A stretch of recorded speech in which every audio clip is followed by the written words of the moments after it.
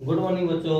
मैं आज मंजीत सर आपके सामने लेके आया हूं, जिसमें आपको हम बताएंगे क्षेत्रमिति वृक्ष से संबंधित क्षेत्रफल के बारे में बताएंगे। तो आइए हम देखते हैं। इसके पहले आप मेरे चैनल को सब्सक्राइब करें और बेल आइकन को दबाएं और ऑल पर क्लिक करके एक्टिव हो जाएं, जिससे सारा नोटिफिकेशन आपके पास पहुंचे।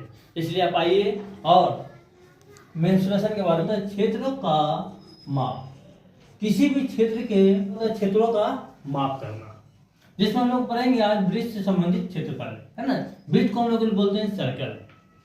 वृत्त ये होता है वृत्त जिसको हम लोग बोलते हैं सर्कल। सर्कल को हिंदी में बोलते हैं वृत्त। तो ये क्या होता है, जितना एरिया वृत्त जो किसी गोलाई चीज यानी सपाट जगह जो होता है, जिस जतु किसी स्थान घेरता है, तो हम लोग क्या कहते हैं, एरिया घेरना, यानी वृत्त क्षेत्रफल निकालना, है कि नहीं। तो हम लोग चलते हैं वृत्त के बारे में आज। तो वृत्त में जानते हैं त्रिज्या। वृत्त में त्रिज्या क्या होती है, बिंदु वृत्त के केंद्र से किसी एक स्पर्श रेखा पर जब स्पर्श करता है, टच करता है, तो उसको हम लोग त्रिज्या बोलते हैं। त्रिज्या को इंग्लिश में हम लोग बोलते हैं रेडियस, जिसको आर भी बोला जा सकता है। अब इसके बाद आता है व्यास। जब वृत्त के एक स्पर्श बिंदु से दूसरे केंद्र से होते हुए जब दूसरे स्पर्श बिंदु को टच करता है, तो उसको हम लोग व्यास बोलते हैं। व्यास को इंग्लिश में बोलते हैं डायमीटर। डायमीटर, घबराना नहीं है, ठीक है। डायमीटर कहते हैं। डायमीटर क्या होता है, जब बिंदु वृत्त के किसी एक बिंदु से जब दूसरे बिंदु केंद्र से होते हुए दूसरे बिंदु को टच करता है, तो उसे डायमीटर कहते हैं, यानी व्यास कहते हैं। इसे इंडिकेट करते हैं डी द्वारा। तो हम लोग चलते हैं वृत्त की परिधि। परिधि क्या होती है, वृत्त की परिधि का मतलब होता है कि वृत्त की गोलाई का जितना लंबाई होता है वो सब परिधि बोलते हैं, है ना। कितना एरिया में ये गोला बना हुआ है, इसी की लंबाई को हम लोग बोलते हैं परिधि। तो वृत्त का परिधि का फॉर्मूला होता है 2πr, जिसे आप फॉर्मूला याद रख सकते हैं। पाई का वैल्यू देखो, सबसे पहले किसी भी गोले या आकृति को बनाने के लिए हमें ज्ञान होना चाहिए पाई, है ना। क्या होना चाहिए, पाई का ज्ञान होना चाहिए। पाई का मान होता है 22/7, या इसको बोल सकते हैं 3.14, जिसका आविष्कार है, जनन करने वाले हैं हमारे भारतीय गणितज्ञ आर्यभट्ट ने। आर्यभट्ट ने आज हमारे बोले। तो वृत्त की परिधि, जब भी आपके सामने क्वेश्चन आए, कोई भी प्रश्न आए कि वृत्त की परिधि ज्ञात करें, जहां पर आपको त्रिज्या दिया रहेगा, आर बराबर दे दिया जाएगा समथिंग, मान लो 5, बोल दिया जाएगा कि वृत्त की परिधि ज्ञात करें जिसकी त्रिज्या कितना है, 5 है। तो वृत्त की परिधि निकालना है, तो हम लोग डायरेक्ट फॉर्मूला लगाएंगे 2πr। वृत्त का फॉर्मूला क्या, परिधि क्या होता है, 2πr। याद रखना, वृत्त की परिधि क्या होता है, जिसको गोलाई की लंबाई पूछता है, तब वृत्त की परिधि होती है 2πr, जिसमें r को रेडियस दिया रहेगा।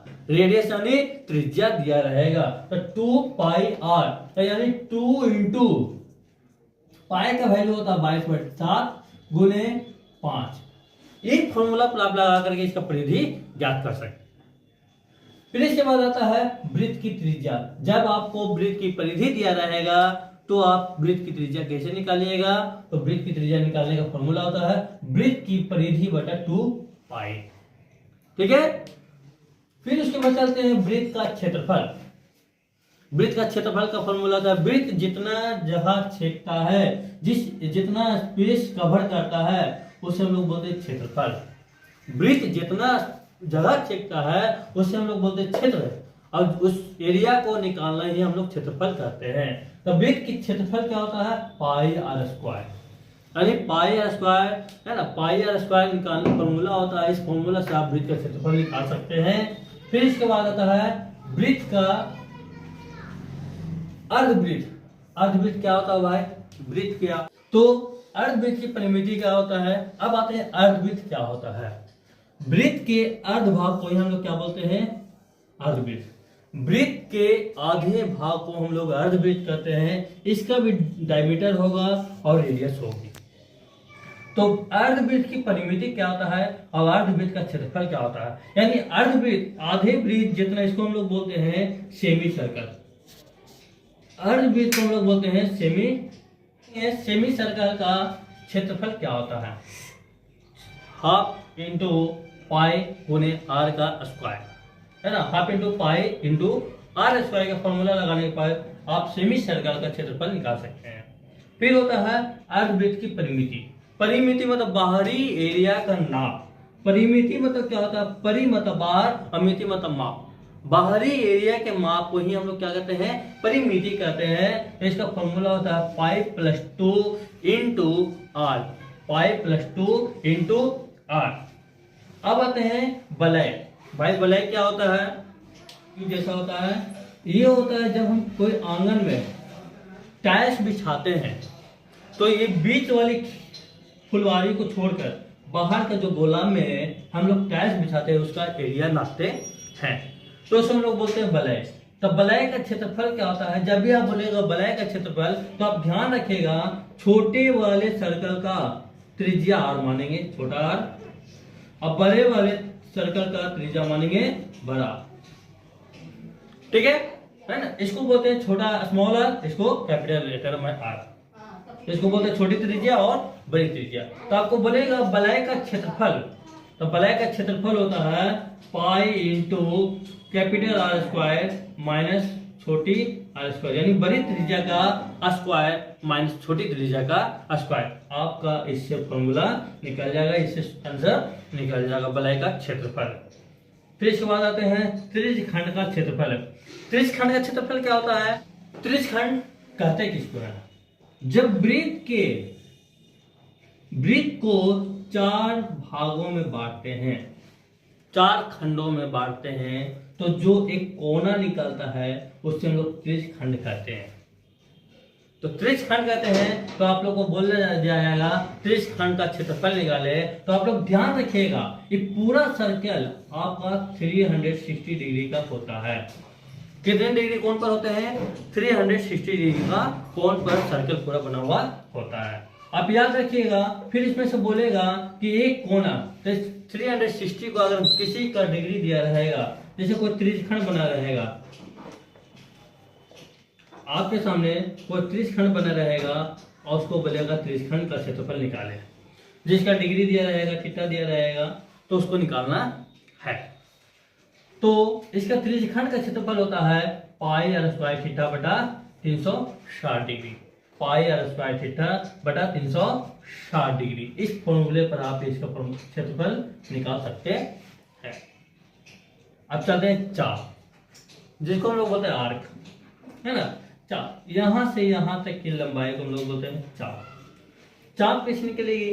तो चाप का इसको बोलते हैं ए और बी। चाप की लंबाई बराबर होता है सूत्र पाई आर थीटा बटा 180 डिग्री। पाई आर थीटा बटा 180 डिग्री, है ना। ये होता है चाप की लंबाई, जिससे आप चाप की लंबाई निकाल सकते हैं। फिर उसके बाद आता है वृत्तखंड का क्षेत्रफल। वृत्तखंड, वृत्त के टुकड़े को हम लोग वृत्तखंड बोलते हैं। वृत्त का टुकड़ा को ही हम लोग वृत्तखंड बोलते हैं। इसे हम बोलते हैं लघु वृत्तखंड, लघु वृत्तखंड। ऐसे बोलते हैं दीर्घ वृत्तखंड, दीर्घ वृत्तखंड। तो हम लोग बोला जाता है कि वृत्तखंड का क्षेत्रफल निकालें। तो वृत्तखंड का क्षेत्रफल होता है r square into pi theta बटा 360 माइनस 1/2 साइन थीटा। जबकि आप ट्रिगोनोमेट्री में साइन थीटा के बारे में पढ़ेंगे तो उसी अनुसार साइन थीटा का मान दिया रहेगा, साइन का जो वैल्यू रहेगा, और थीटा के जगह पर कोई अंक दिया रहेगा। साइन तो साइन ही रहेगा, और थीटा के जगह पर जब कोई डिग्री दिया रहेगा, कोण बना रहेगा, तो कोण को लेकर ही हम लोग क्या करेंगे? वृत्तखंड का क्षेत्रफल निकालेंगे। ठीक है, इसके लिए आप, है ना, मेरे चैनल को लाइक करें और हमसे जुड़े, जिसके कारण मैं आपका सहायता करूं और आगे पढ़ाऊं।